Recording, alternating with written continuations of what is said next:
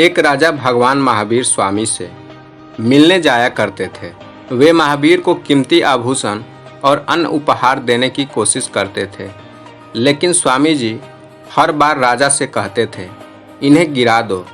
राजा उनकी आज्ञा मानकर वे चीज़ों को वहीं गिराकर लौट जाते थे। काफ़ी दिन ऐसे ही चलता रहा। एक दिन राजा ने अपने मंत्री से कहा, मैं इतनी कीमती चीज़ें महावीर स्वामी को देने के ले जाता हूँ, लेकिन वे सभी चीज़ें वहीं गिराने के क्यों कह देते हैं। मैं भी वो चीज़ें वहीं गिराकर आ जाता हूँ। मैं एक राजा हूँ, उन्हें भेंट देना चाहता हूँ, लेकिन वे मेरी चीज़ों का कोई मान नहीं रख रहे हैं। मेरी समझ में ये नहीं आ रहा है कि स्वामी जी ऐसा क्यों कर रहे हैं। मंत्री बहुत बुद्धिमान था। उसने कहा, आप इस बार खाली हाथ जाएं, कोई भी चीज़ लेकर मत जाइए, फिर देखते हैं वे क्या गिराने के कहते हैं। राजा को मंत्री की बात अच्छी लगी। राजा अगली बार खाली हाथ गया तो महावीर स्वामी ने कहा, आप खुद को गिरा दो। राजा को समझ नहीं आया कि खुद को कैसे गिराएं।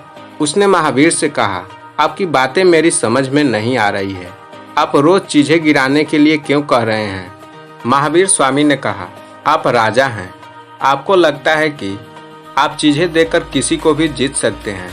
मैंने आपको खुद को गिराने के लिए कहा, तो इसका मतलब ये है कि हमारे अंदर जो मैं होता है वह अहंकार के रूप में होता है। मैं ये कहना चाहता हूँ कि आप अपना अहंकार को गिरा दो और फिर यहाँ खड़े रहो। राजा को बात समझ आ गई कि गुरु के सामने घमंड लेकर नहीं जाना चाहिए। इस कहानी से यही शिक्षा मिलती है कि भगवान इंसान का घमंड तोड़ने के लिए गुरु को माध्यम बनाते हैं। गुरु जानते हैं कि अहंकार भविष्य में नुकसान पहुंचाता है। यह एक ऐसी बुराई है जिसका प्रदर्शन करने पर वर्तमान में सुख मिलता है, लेकिन इससे सब कुछ बर्बाद हो सकता है।